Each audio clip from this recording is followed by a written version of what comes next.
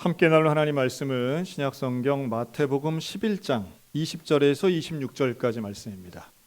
마태복음 11장 20절에서 26절까지 말씀 봉독합니다. 예수께서 권능을 가장 많이 행하신 고을들이 회개하지 아니하므로 그때에 책망하시되 화 있을진저 고라시나 화 있을진저 벳세다야 너희에게 행한 모든 권능을 두로와 시돈에서 행하였더라면 그들이 벌써 베옷을 입고 재에 앉아 회개하였으리라.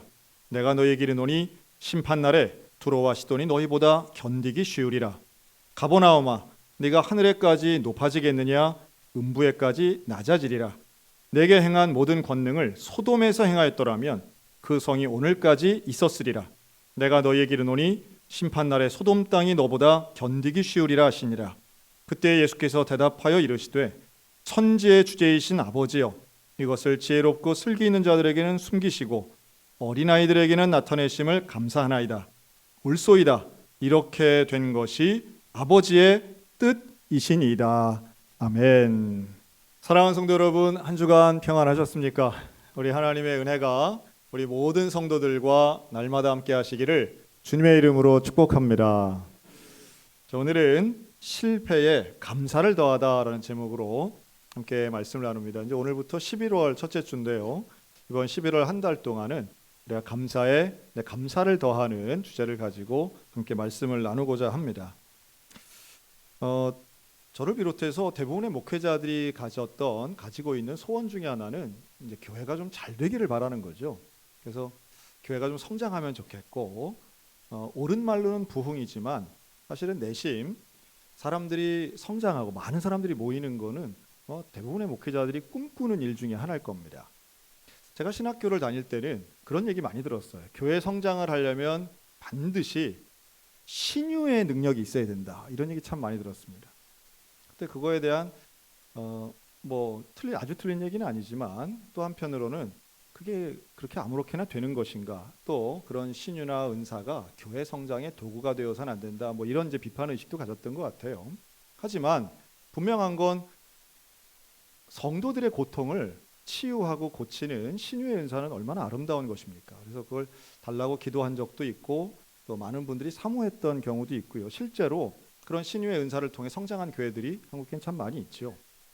하지만 또 21세기가 되면서 사람들의 생각이 조금씩 달라지죠. 그래서 은사 중심보다는 사람 중심, 즉 네트워크를 통해서 전도하고 사람들이 모이게 되는 이유들이 있다. 이제 이런 연구들이 있었습니다.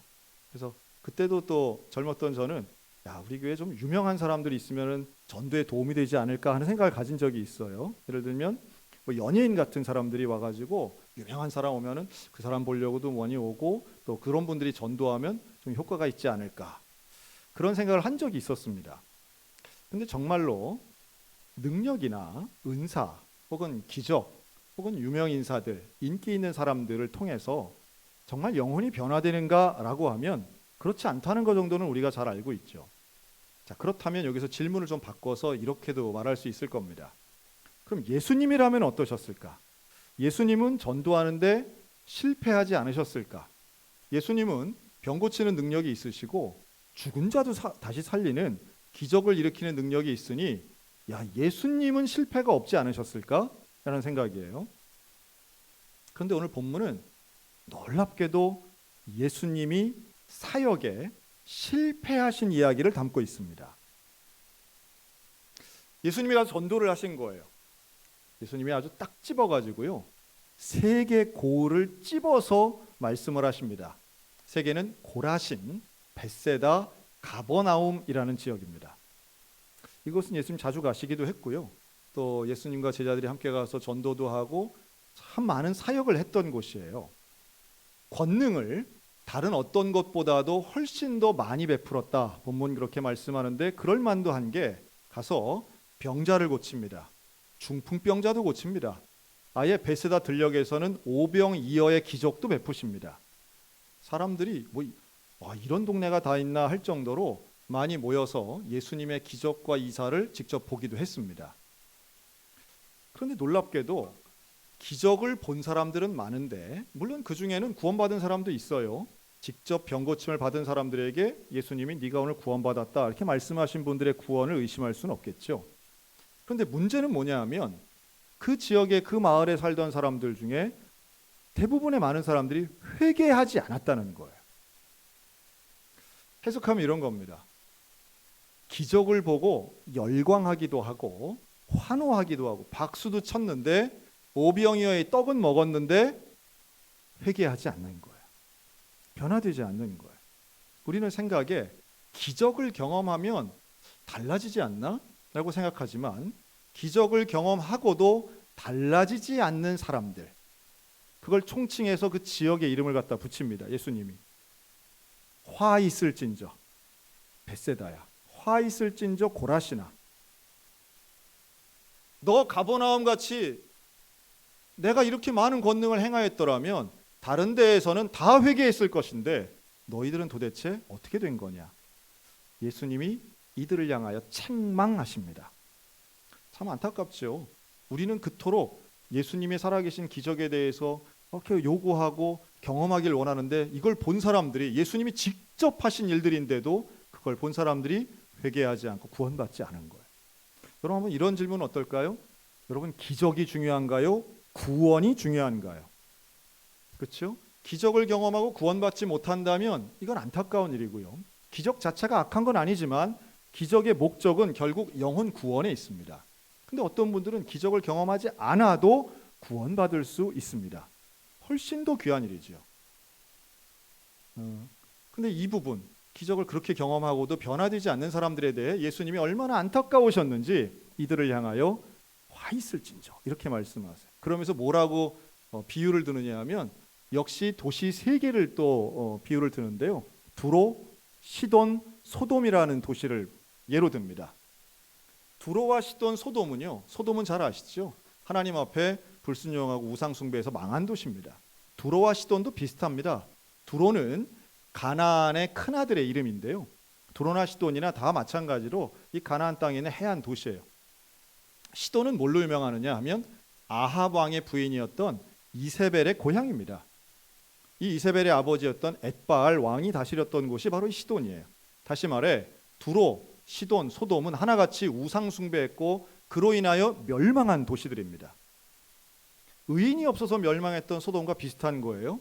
자, 그렇다면 고라신, 벳세다, 가버나움 이렇게 하나님 예수님께서 기적을 베푸신 세 개의 도시와 두로, 시돈 그리고 소돔을 비유한 예수님의 어법을 잘 보시면 내가 너희 땅에서 기적을 행한 것처럼 두로나 시돈 가서 기적을 행했으면 그 사람들이 베옷을 입고 죄를 뒤집어 쓰고 다 회개했을 거야.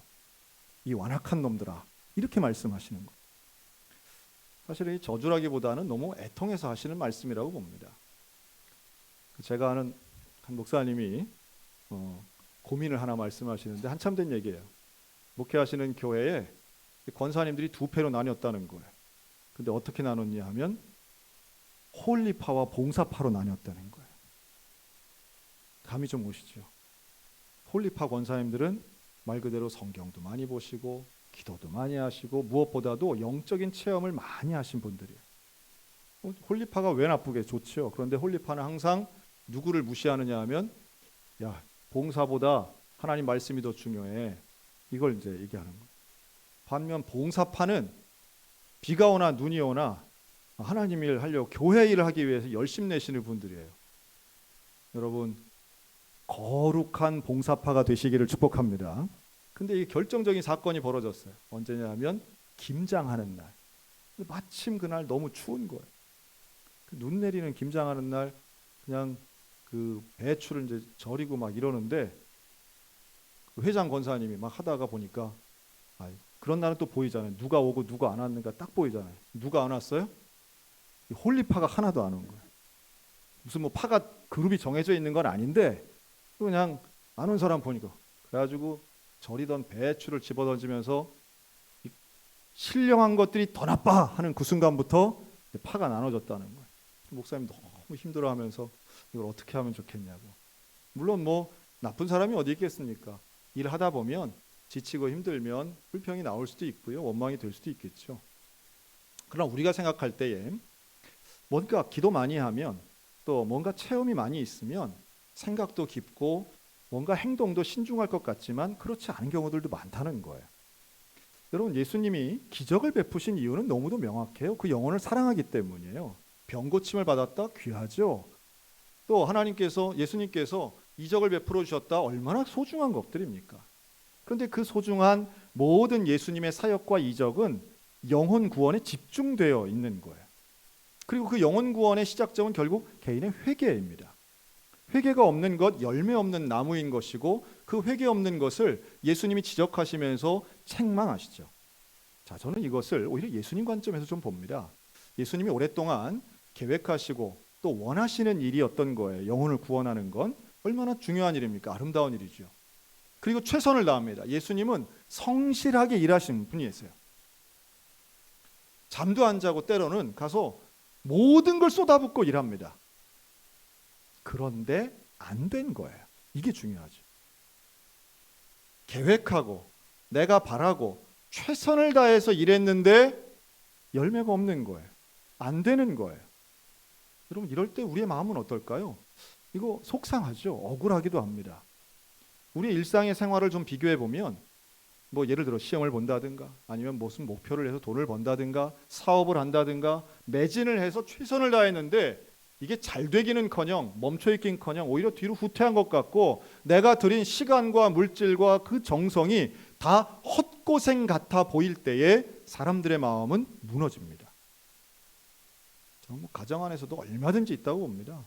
여러분, 자녀 키우면서 우리가 얼마나 많은 걸 수고하고 애쓰고 쏟아붓습니까? 그런데 어느 순간 야, 이거 내가 지금 뭐 한 거야?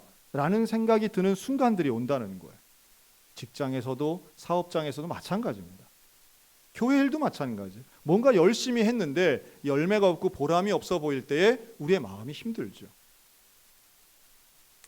여러분, 이때 예수님은 어떻게 하셨는가? 이제 이게 오늘 설교의 주제예요, 사실은. 계획을 세우고 최선을 다했는데 결과가 내 마음대로 되지 않을 때, 내 뜻과 다를 때에 예수님이 어떤 말씀을 하시고 어떤 태도를 보이셨는가? 결론부터 얘기하면 예수님은 감사하셨습니다. 참 놀랍죠. 예수님이니까 가능했겠지라고도 볼 수 있겠고, 범사에 감사라고 하나님 말씀하시니까 그냥 억지로 했겠지라고도 볼 수 있어요. 근데 그게 아니라는 거예요. 여러분, 25절 보면 예수님이 감사하시는데 이렇게 말씀합니다. 하나님, 이 일들을 지혜롭고 슬기로운 자들에게는 감추시고 어린아이를 통하여 알게 하시니 감사합니다. 이 표현은 두 가지로 볼 수 있는데, 첫째는 전도를 그렇게 열심히 했는데 기적을 베풀고 전도했는데 어른들은 안 듣고 애들이 들어서 정말 나이가 어린 아이들이 복음을 듣고 회개했다라고 볼 수 있겠고요. 두 번째는 어린아이는 아니지만 지혜롭고 슬기로운 사람과의 반대쪽, 즉 약하고 뭔가 무지한 사람들, 사회적인 약자가 될 수도 있겠고, 이 사람들이 볼 때 무시당하는 사람들이 오히려 예수님의 복음을 듣고 변화되었다라고도 볼 수 있겠죠. 이런 사람들 만나게 해서 참 감사합니다. 요 내용이에요. 분명한 건 어쨌든 회개하지 않은 사람이 다수고 회개한 사람은 소수라고 하는 겁니다. 기대했던 만큼 열매가 맺히지 않은 거예요. 예수님이 온갖 기적이 베풀어졌음에도 불구하고 고라신 베세다 가버나움에는 구원받은 사람, 회개하는 사람이 적은 건 마찬가지예요. 그런데 예수님이 감사합니다. 우리가 요거를요 조금 좀 심리학적인 면에서 또 인문학적인 면에서 보면 이렇게도 볼 수 있겠죠. 9개가 잘못되었어도 요거 하나 보고 감사할 수 있으면 귀하다. 근데 이게 심리학이나 인문학에선 가능할지 몰라도요, 성경적으로 보면 그런 건 아니에요. 예수님이 뭔가 잘못됐는데 잘못된 건 안 보고 그냥 그 중에서도 뭐 하나 찾자, 이런 관점으로 보신 게 아니라는 거예요. 예수님의 감사는 온전함의 감사입니다. 그런데 여기에는 근거가 있어요. 예수님이 감사하는 근거가 있는데 저를 한번 따라하시기 바랍니다. 26절 말씀이에요. 옳소이다.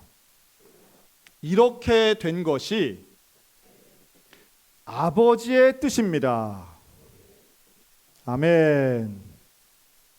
예수님의 감사는요, 하나님의 뜻이 옳습니다라고 하는 믿음에 근거하고 있습니다.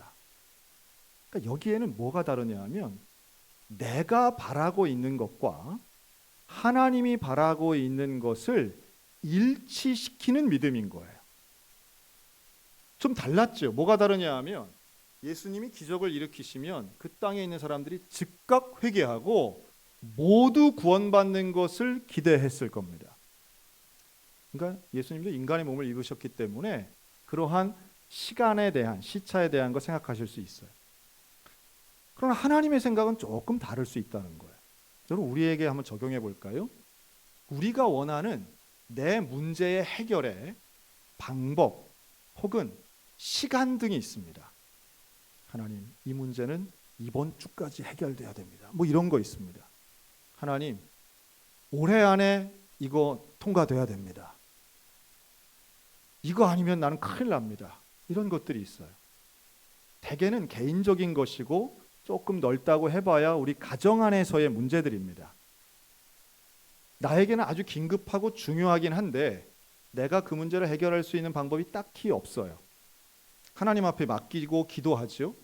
근데 기도 아무리 해도 잘 안 되는 거예요. 내가 열심히 봉사도 하고 내가 하나님 말씀 따라 순종도 했는데 왜 안 됩니까? 여기 한마 더 붙인다면 아니, 안 믿는 사람은 좀 되는 것 같은데 기도 안 하는 저 사람은 오히려 그 문제가 해결되는 것 같은데 왜 내 문제는 해결이 안 됩니까? 이런 근본적인 질문이죠. 더더군다나 생각지도 못했던 사고가 벌어진다든가 또는 내가 기대한 것과는 정반대로 내리막길을 간다든가 위험한 일이 터진다든가 눈물 흘릴 만한 일들이 생기면 거기에서 생기는 답답함은 더 심해집니다. 제가 예를 들고 싶은 마음이 막 굴뚝 같은데요. 이거 예를 들었다간 또 예민하신 분들이 있어가지고 좀 어려운 일이 있습니다. 안 되는 일이 참 많죠. 자, 그런데 그럴 때 우리가 어떤 태도를 가져야 할까라는 거예요. 예수님과 우리를 한번 비교해 볼까요? 예수님은 예수님의 계획과 예수님이 원했던 그 시간과 방법이 아니다 할지라도 예수님이 결국 고백하신 것은 옳습니다라고 하는 고백이에요. 뭐가 옳아요? 하나님의 뜻이 옳습니다. 이건 하나님의 뜻입니다라고 받아들이고 있다는 거예요. 여러분, 내 뜻이 아니라 하나님의 뜻대로 되는 것이 그게 올바른 일인 것을 믿으시기 바랍니다. 사실은 이게 믿음의 근본이에요. 하나님은 옳으시다. 하나님이 하시는 건 옳다라고 하는 걸 인정하는 게 믿음입니다. 그리고 그 하나님의 뜻에 맞춰가는 것이 우리의 경건한 생활이고 훈련이 돼야 됩니다. 억울할 때가 있어요. 사람 때문에 억울하고 속상할 때가 있습니다. 그러나 또 하나는 벌어진 이런 끔찍한 일들에 대해서 우리가 수용하는 태도도 참 중요하다라는 거예요. 성경에 많은 그런 사람들이 나오는데요. 제가 참 좋아하는 인물 중에 요셉 있습니다. 요셉 참 대표적인 것 같아요. 요셉은 집에서 어린 시절 유복하게 자라죠. 그런데 형들에 의해서 팔리죠. 애굽 땅의 종으로 팔려갑니다. 그때부터 인간적인 눈으로 본다면 요셉의 인생은 꼬여도 한참 꼬여요. 자기의 의지가 들어있지 않아요. 어떻게 불행해도 저렇게 되는가? 친형제들에게 팔려가지고 노예로 팔려가요. 종으로 팔려가요. 종으로 팔린 그 집에선 또 주인의 아내의 모함을 받아서 감옥 종살이 이후에 옥살이를 하지 않습니까? 아니, 어떻게 저런 어린 나이에 저런 고생을 하나 싶은 정말 꼬인 인생을 살아요. 그런데 요셉은요, 그러한 불행 중에 자기가 계획하거나 원한 것과는 정반대의 일들이 이루어질 때에 여러분, 종으로 팔려가서 얼마나 집에 돌아가고 싶었겠어요. 집에 돌아가고 싶은 그 요셉, 소년 요셉이 옥으로 감옥 들어갔을 땐 또 얼마나 답답했겠어요. 그런데 요셉은 일관되게 하나님, 어떻게 이런 일이 있을 수 있습니까? 너무하십니다라는 말을 단 한마디도 안 해요. 또 있습니다. 전 너무 신기한 게요. 하나님, 나한테 도대체 왜 이러세요? 이렇게 원망하거나 왜라고 하는 질문조차 하지 않아요. 반면 기도를 안 한 건 아니에요. 요셉은 기도합니다. 요셉이 어떤 기도를 하느냐? 하나님과 함께하는 기도를 해요. 그래서 창세기의 요셉은 항상 같이 따라붙는 단어가, 요셉에게 따라붙는 단어는 바로 형통이라는 단어입니다. 이 형통의 뜻은요, 앞길이 열리다는 뜻이에요. 열리긴 뭘 열려요? 종살이하고 옥살이하는 게 열린 겁니까? 그런데 중요한 건 나의 상황이 아니라 거기에 하나님이 함께 계시는 것이 인생이 열리는 형통한 삶인 줄로 믿으시기 바랍니다. 그게 중요한 거예요. 내가 어디에 있건 어떤 사고를 당했느냐 안 당했느냐가 중요한 게 아니라 그곳에 나와 하나님이 함께 하시느냐가 더 중요한데, 요셉은 그 하나님을 믿은 거예요. 하나님은 오르시다. 하나님은 오르시다. 그리고 하나님이 나와 함께 하신다. 종살이 하는 것 잘 이해 안 돼요. 옥살이 하는 것 이해 안 돼요. 앞으로 어떤 일이 벌어질지 알지도 못해요. 그런데 신뢰하는 거예요. 신뢰하는 거예요. 그럼 그런 경험들 있으실 것 같아요. 어릴 때 아버지가 차에 태우고 운전을 해서 가시는데, 아빠 어디 가요? 그럼 맛있는 거 먹으러 가. 그런데 가는데 어떻게 산속으로 막 기어 들어가. 그러면 이런데 무슨 맛있는 게 어디 있겠어요? 하고 차에서 내려요? 아니면 몰라도 아버지를 믿고 타고 있어요? 타고 있는 거죠. 여러분, 우리의 인생은요, 경험이 쌓일수록 사실은 의심이 더 많아집니다. 아니, 하나님을 믿는데 믿는 믿음과 함께 원망도 막 같이 커지시는 분들이 있어요. 하나님을 믿는다고 하면서 불평과 평가와 비판이 함께 커지시는 분들도 있습니다. 저부터도 그런 것 같아요. 나이를 먹으면서 경험이 쌓이면서 오히려 평가하고 비판하고 이런 생각들 불쑥불쑥 올라올 때가 있어요. 왜 이렇지? 왜 이런 일이 일어나지? 하지만 성경의 인물들은 하나같이 사건의 원인에 집중하기보다 하나님과 함께하는 동행에 관심이 있다는 거예요. 여러분, 그 믿음이 오늘 우리 가운데 있으면 어떤 상황에서도 예수님처럼 감사할 수 있는 줄로 믿습니다. 예수님은 감사하세요. 그 감사의 근본엔 하나님이 오르시다는 거예요. 그 하나님을 신뢰하시는 거예요.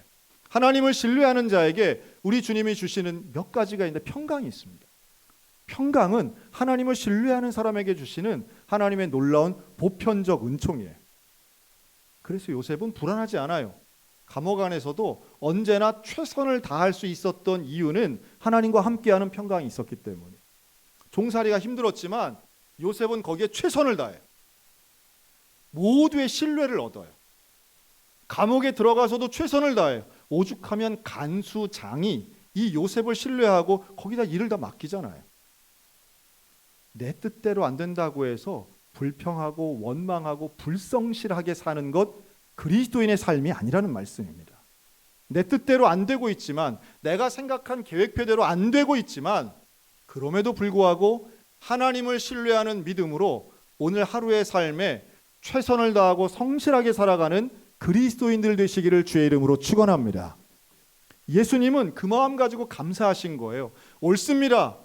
내 계획, 내 사역, 사람들이 따라오지 않아도, 내 사역에 열매가 없어도 하나님을 신뢰합니다. 하나님을 믿습니다. 라고 감사의 기도를 했던 예수님은 비록 고라신, 벳세다, 가버나움에 대해 책망하시긴 했지만 포기하진 않으세요. 예수님은 사역에 포기하지 않으세요. 절망하지 않으세요. 그 증거가 뭡니까? 예수님은 십자가를 지십니다. 십자가를 향하여 가시는 거예요. 십자가는 우리의 믿음의 상징이고, 십자가는 우리를 사랑하시는 예수 그리스도의 놀라운 확증이 됩니다. 그래서 예수님의 책망은 저주가 아닌 거예요. 예수님의 책망은 어떤 면에선 그 지역을, 그곳에 있는 사람을 사랑하기 때문에 애통함을 표현하는 거예요. 지금이라도 회개하길 원한다. 지금이라도 돌아와라. 병든 자 고쳐주고 죽은 자 살려주고 먹을 것 주는 것은 너희들이 회개하고 구원받기 위함이다. 사랑하는 성도 여러분, 오늘 우리들 마음속에 이건 왜 이렇지? 왜 나에겐 이런 일이 일어나지? 이해할 수 없고 받아들이기 어려운 불편과 어려움과 실패가 있다 할지라도 하나님을 신뢰하는 믿음으로 다시 서게 되시기를 주의 이름으로 축원합니다. 하나님을 만나면 실패는 없습니다. 하나님 안에 실패가 없기 때문이에요. 실패처럼 보이는 상황이 있을 뿐이에요. 그 상황을 어떻게 견뎌내는가, 어떻게 디딤돌로 삼는가라고 하는 것입니다. 똑같은 상황, 누구에겐 걸림돌 되지만 누구에겐 디딤돌 될 수 있는 거죠.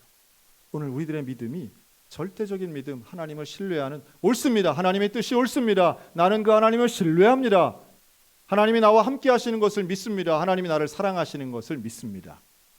그렇다면 우리는 어떤 실패처럼 보이는 상황이라 할지라도 예수님처럼 감사할 수 있는 줄로 믿습니다. 오늘도 다시 한번 예수님의 마음을 마음에 품고 하나님 앞에 감사하며 주를 믿는 신뢰함으로 고통과 고난, 어려움과 유혹, 시험과 근심 가운데에서 다시 일어서고 승리하는 저와 여러분들 다 되시기를 주님의 이름으로 축원합니다. 아멘. 기도하겠습니다.